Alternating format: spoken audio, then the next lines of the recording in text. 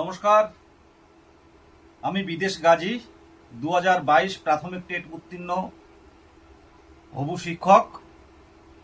আপনারা জানেন 2022-এর 11ই ডিসেম্বর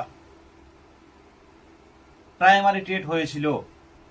প্রসঙ্গত এই টেট 2017 সালের প্রাইমারি টেট নোটিফিকেশনের দীর্ঘ 5 বছর পর ফ্রেশাররা এই টেট দিতে পেরেছিল এবং টেট দ্রুততার সহিত 2023-এর 10ই মার্চ রেজাল্ট পাবলিশ করা হয় এবং প্রাথমিক শিক্ষা পর্ষদ সভাপতি মাননীয় গৌতম পাল মহাশয় ঘোষণা করেছিলেন এবার থেকে ন্যূনতম বছরে 2বার প্রাথমিক শিক্ষক নিয়োগ হবে, কোনো টেট উত্তীর্ণ বসে থাকবে না। 2025 সাল আগস্ট মাস শেষ হতে চলল, এখনো পর্যন্ত আমাদের বছরে 2বার তো নিয়োগ দূরের কথা, আমরা ইন্টারভিউ প্রসেসেও অংশগ্রহণ করতে পারিনি। আমাদের প্রতিশ্রুতি যেটা দেওয়া হয়েছিল সেই প্রতিশ্রুতি বাস্তবায়িত হয়নি। বারে বারে কখনো বিকাশ ভবন, কখনো এপিসি ভবন, কখনো তৃণমূল ভবন, কখনো নবান্ন, কখনো কালীঘাট আমরা বারে বারে গিয়ে দরবার করেছি যে আমাদের বিষয়টা ভাবা হোক, দীর্ঘদিনের বঞ্চনার শিকার আমরা, নতুন প্রাথমিক শিক্ষক নিয়োগ হোক। কিন্তু শুধু প্রতিশ্রুতিই পেয়েছি, কখনো লোকসভা ভোটের পরে নিয়োগ হবে, কখনো ওবিসি সমস্যার পর 72 ঘন্টার মধ্যে পরে নিয়োগ হবে। তো দিনের শেষে দেখলাম এত 3 বছর প্রায় কেটে গেল, কিন্তু আমাদের নিয়োগ নিয়ে কিন্তু কোনো উচ্চবাচ্য নেই। তাই আগামী 19 তারিখ আপনারা দেখেছেন সোশ্যাল মিডিয়াতে বিভিন্ন ক্ষেত্রে যারা ইন্টারভিউ দেওয়ার অপেক্ষায় বা প্রস্তুতি নিচ্ছেন তারা প্রত্যেকেই জানেন যে 19 তারিখে আগামী 19শে আগস্ট আমরা কলকাতা চলো কর্মসূচির ডাক দিয়েছি। আমরা 19 তারিখে শিয়ালদায় জমায়েত হয়ে আমরা যাব প্রাথমিক শিক্ষা পর্ষদ অফিসে, আমাদের কি বিষয় আমাদের সেটা জানার জন্য। যতক্ষণ না পর্যন্ত আমাদের ইন্টারভিউ নোটিফিকেশন না আসছে ততক্ষণ পর্যন্ত আমরা সেখান থেকে ফিরব না। এখানে কোনো সংগঠন নয়, 2022 প্রাথমিক টেট উত্তীর্ণ চাকরি প্রার্থীরা সম্পূর্ণ অরাজনৈতিকভাবে বঞ্চনার বিরুদ্ধে নিজের স্বপ্ন পূরণের স্বার্থে সরকারি প্রাথমিক শিক্ষা বাঁচাতে, সরকারি প্রাইমারি স্কুল বাঁচাতে আগামী 19 তারিখে স্বতঃস্ফূর্তভাবে আমরা কলকাতা চলো অভিযানের ডাক দিয়েছি। প্রত্যেক টেট উত্তীর্ণদের বলবো, দেখুন অধিকার কেউ দেবে না, অধিকার গত 3 বছর আমাদের না দিয়ে আমাদের বঞ্চিত করে রাখা হয়েছে। দিকে দিকে প্রাইমারি স্কুলগুলো বন্ধ হচ্ছে, স্কুল ছুট বাড়ছে, দিকে দিকে শিক্ষার্থী কমছে প্রাইমারি স্কুলে, আর মোড়ে মোড়ে বেসরকারি স্কুল গজাচ্ছে। আগামী দিনে ভবিষ্যতে এই মধ্যবিত্ত নিম্নবিত্ত যারা গরিব মানুষ তাদের ছেলেরা কোথায় পড়বে? সবাই কি বেসরকারি স্কুলে দিতে পারবে? বেসরকারি স্কুল আমরা ভালোই জানি যে যথেষ্ট ব্যয়বহুল।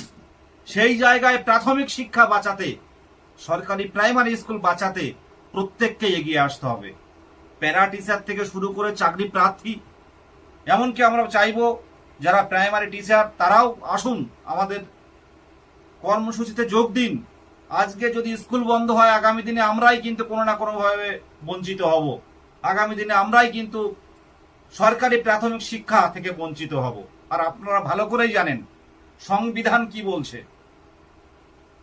সংবিধান বলছে যে ফান্ডামেন্টাল রাইট আমাদের article 21A, free and compulsory education, right two education, যেখানে 14 বছর বয়স পর্যন্ত যে বিনামূল্যে শিক্ষা,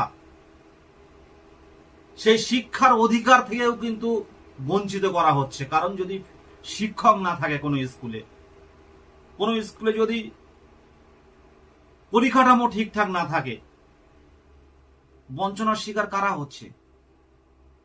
বঞ্চনার শিকার হচ্ছে আমার আপনার মতো এই মধ্যবিত্ত নিম্নবিত্ত ঘরের সন্তানরা।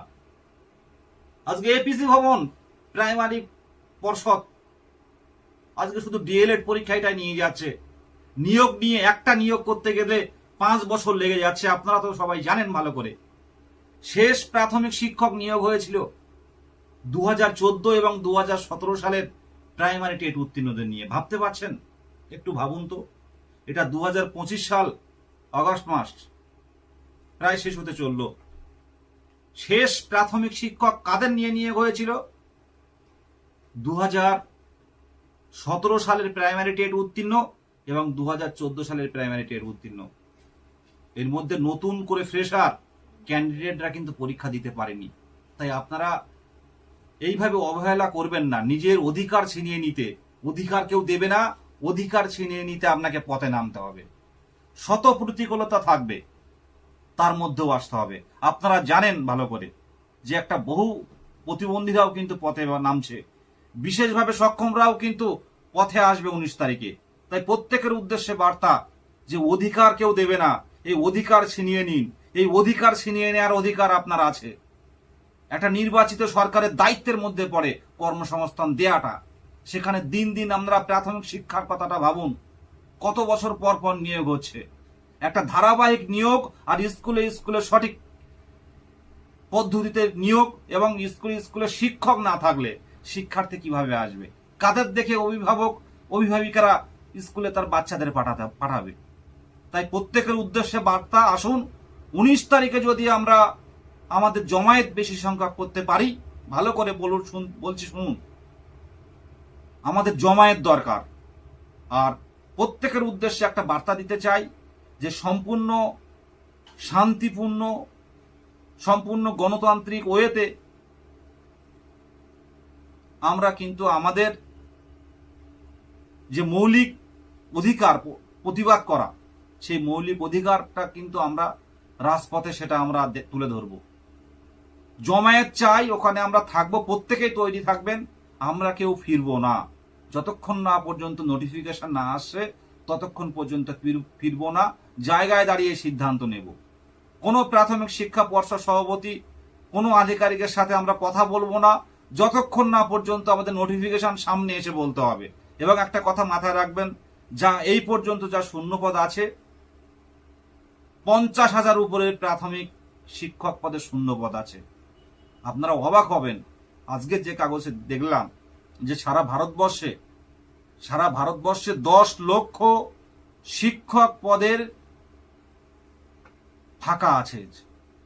10 লক্ষ শিক্ষক পদ ফাঁকা আছে। আমরা যারা শেখাবো, শিক্ষার্থী আগামী দিনের ভবিষ্যৎ গড়ব, সেই শিক্ষক যদি না থাকে স্কুলে, তাহলে শিক্ষার্থীর সঠিক বিচার কি করে পাবে? এই দিকটা কেউ দেখছে না।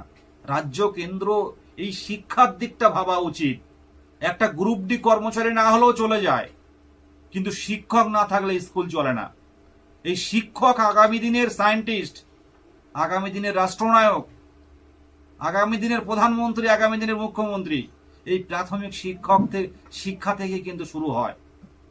আমরা 2 বছরের পূর্ণ প্রশিক্ষণ নিয়েছি, পরবর্তীতে টেট উত্তীর্ণ হয়েছি। এবার তো ইন্টারভিউটা অন্তত পাওয়ার একবার সুযোগ তো পেতে পারি, সেই সুযোগ থেকে বঞ্চিত করে রাখছে। যেখানে বিহার, পাশের রাজ্য, বিহারে যথেষ্ট ধারাবাহিক নিয়োগ হচ্ছে প্রাইমারিতে, কোনো টেট পাস বসে নেই। আমরা গরিব রাজ্য বলে বিহারকে মনে করি, কিন্তু বিহারে যদি প্রত্যেকবার ধারাবাহিক নিয়োগ দিতে পারে, বাংলায় কেন হবে না? এটা জানতে আসুন, 19 তারিখে রাজপথে আসুন। 19 তারিখে দেখা হচ্ছে। নোটিফিকেশন ছাড়া, প্রাথমিক শিক্ষক নিয়োগের নোটিফিকেশন ছাড়া আমরা ফিরবো না।